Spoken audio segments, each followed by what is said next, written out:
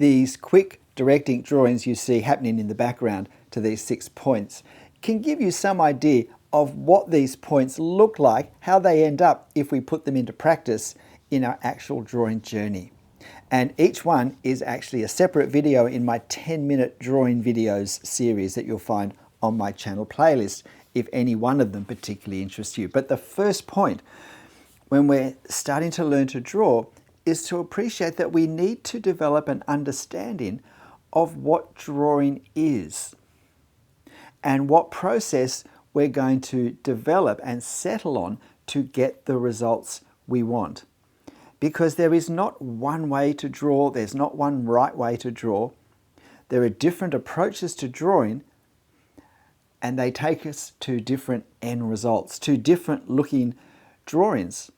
And so it's tricky at the start because we may not know where we want to end up. And that's okay, because drawing is an evolving journey, and at any point we can find things that give us an idea of, well, I might like to end up here more than there. But we need to keep thinking big picture and not getting bogged down in detail. And by detail, I mean things such as drawing technique. And there are lots of drawing technique tips and videos: how to draw straight lines, how to draw circles, how to hatch perspective, how to hold a pen, all of these things. And because these actually put the marks on the paper, it's easy to think that this is what drawing's about, instead of appreciating that these are tools that we use when we draw. And it's our understanding of the drawing process that tells us what tools to use to get the end result that we want. It's our understanding of a drawing process that tells me what tools I'll use from my drawing toolbox, how I'm going to use them, where I'm going to use them. The tools themselves don't tell me that. And so I can spend a lot of time watching videos to perfect different drawing techniques, thinking this will equip me to draw, and then find that when I go to do a drawing, I still feel like I don't know where to start. And if this is something that you find is happening to you already, that you've watched lots of how to draw videos, but when you get a photo yourself or something in front of you and go to start drawing it, it's like you have no idea, like you've never watched anything. And you wonder, how can this be? Am I just not able to draw? No, it's got nothing to do with your ability to draw. It's that what you've watched hasn't told you, hasn't taught you how to start, that the answers to these questions come from different places than learning how to draw a straight line. And there is teaching input that you need to find that you haven't had yet. Because the hard part of drawing is knowing where to put the marks, how to use the marks, when to use the marks. And this is the problem with follow along, copy step-by-step videos. They lead us what to do, but they don't give us understanding of how we know what to do when we're not following along.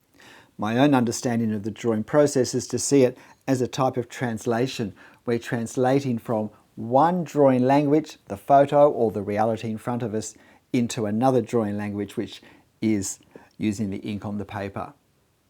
And that sets the stage for understanding everything I do. The second point is make sure you choose the material that you use that will take you to a place that at the beginning at least you think you want to go.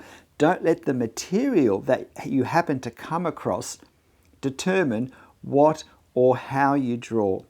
Particularly in this YouTube day and age, it's easy to Google how to draw and for all sorts of things to come up that can look exciting or different or you've never thought about.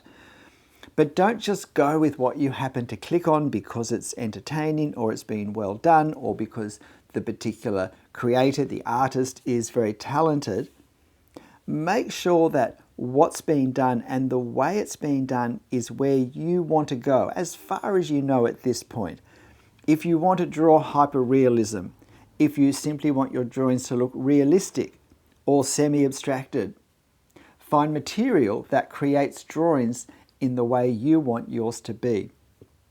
If you like drawings that have loose, messy line and mark work, Or if you prefer drawings that have very tightly controlled and carefully placed line work with exact details, rather than suggesting details, then find material that will teach you these things.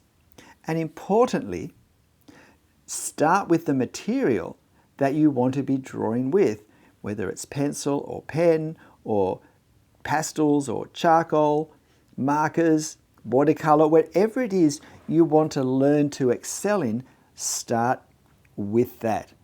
If you want to draw in ink, don't start with pencil because somehow it feels easier. It only feels easier because it feels more familiar, because most of us start drawing with pencils as children. Plus, the ability to erase drawing is a great safety net underneath us. And preferably, start with the subjects you want to be able to draw. Portraits, still lifes, nature, landscapes, architecture, life figures, aeroplanes, whatever it is. Learn drawing those things. That will make it easier. You will have observed them more carefully and you'll enjoy the process and be more happy with the results if they're actual subjects that you love. And can I suggest, avoid spreading yourself too thinly. Stay in these grooves. It can be exciting and tempting when we find great videos using watercolors or pastels or pencil, something we don't use, to want to try that out. But if we're not careful, we'll end up going very shallow in a lot of areas rather than learning how to go deep. If I just go shallow in a lot of places, all I learn is how to go shallow. If I go deep in one place, I also learn the skill of going deep, and I can use that then in any new materials or new subject areas I might take later. This third point is very helpful because it gives us a good principle to use every time we do a drawing, and that's to understand that we learn in learning cycles. There's a set of tasks that teach us that we learn within, and with drawing, it's choosing a reference, it's doing our drawing, and it's critiquing it afterwards, working out what has or hasn't worked and what we might change. Within that period of time, we learn things that we can then apply in our next drawing. And it's quite obvious when we think about it that the more learning cycles we have in a shorter period of time, potentially the more we can learn, as opposed to a learning cycle once a week or once a month. 2 learning cycles a day are going to help us a lot more. So what I need to do is to do drawings that maximize my opportunity for learning circles if my desire is to learn as quickly as I can at the beginner stage. So that means I do drawings that perhaps take me 20 to 40 minutes to draw. Drawings that aren't too onerous, that I can be confident I will finish and then have time to look at and think about, has this worked? Do I like what's happened? Do I not like what's happened? Drawings that I could possibly do them again in a second drawing session to consolidate things that either didn't work or did work.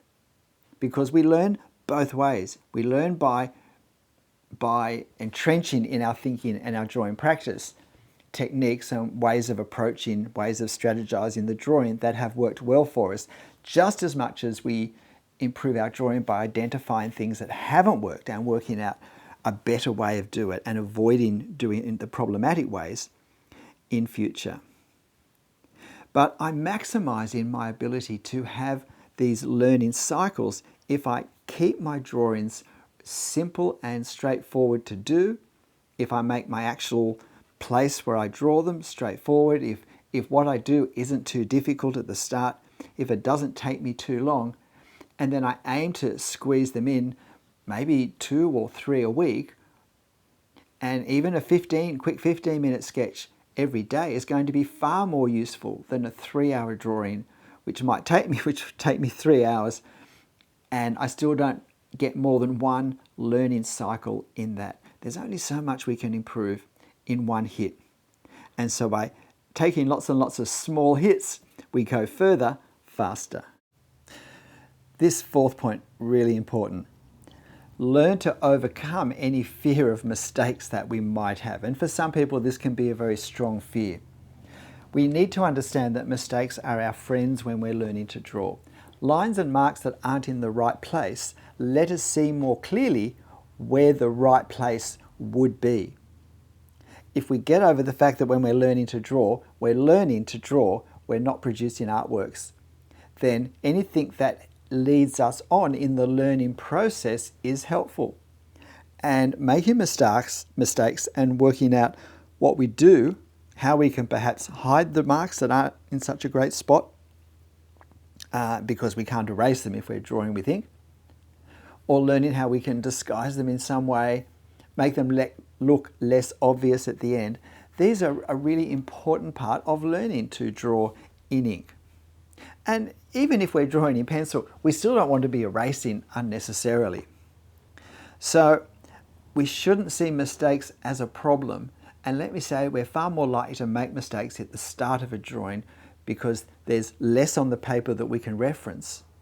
So it becomes harder to know where to start and end a new line. And equally, because so much of the paper is blank, any mistake looks like it's just an overwhelmingly huge part of the finished drawing, when in fact by the time we finish the drawing, it's not a big deal usually. And most drawings I have where I think, I've pretty much blown it, by the end, you can't tell there was a problem. So it's important that we overcome this fear, because we don't want fear of mistakes stopping us from taking risks with our line making and mark making movements and development, because often confidence in making the mark is key to the mark looking right. And so therefore I must critique every drawing. I must, if you like, criticize it, but only for the sake of growth, to give me a focus in my next drawing. This next point relates to some of the ones I've made earlier, but I think it's worth saying on its own, and that's find 1 or 2 or 3 channels or separate places of teaching input from the one person, and stay there for a while for consistency. At the start, particularly when we don't appreciate there are different ways of drawing, there are different types of drawings we're trying to do, there's different ways of understanding the drawing process, there's different marks and movements we can use to create drawings. When we don't fully appreciate the scope of that, we can engage with lots of different teaching components, videos, that in reality, none of them are consistent with each other. One video I watch one day may be encouraging me to draw a drawing that will look a certain way, and the next day, without realizing, I'm watching a video that's going to take my drawing into a totally different direction, and I can't use particularly well what I've used in either for the other. So to get that consistency, I need to stay in the same place. As I said, not forever, and sometimes we stay just long enough to know this isn't giving me what I'm wanting to learn. But when we do find a channel that does, we're better off going deep in that channel than jumping around. And in the end, it's not how long are the videos, how entertaining are they.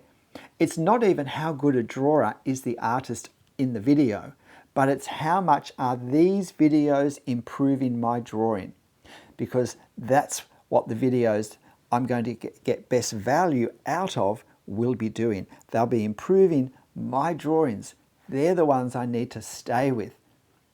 Even if some of the issues are ones that I don't think I need to know, chances are at some point in the future I will, and I will have some idea at least that these are issues that I might have to consider coming up.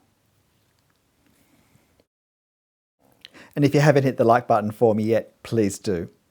This final point is, if I haven't realized it at this point, I need to realize that copying a drawing and creating a drawing from a photo or from life or from my imagination are actually different things. And the fact that the drawing can look the same, as in they both create drawings, shouldn't distract me from the fact that there's a very different process, and that different process comes from different skill sets.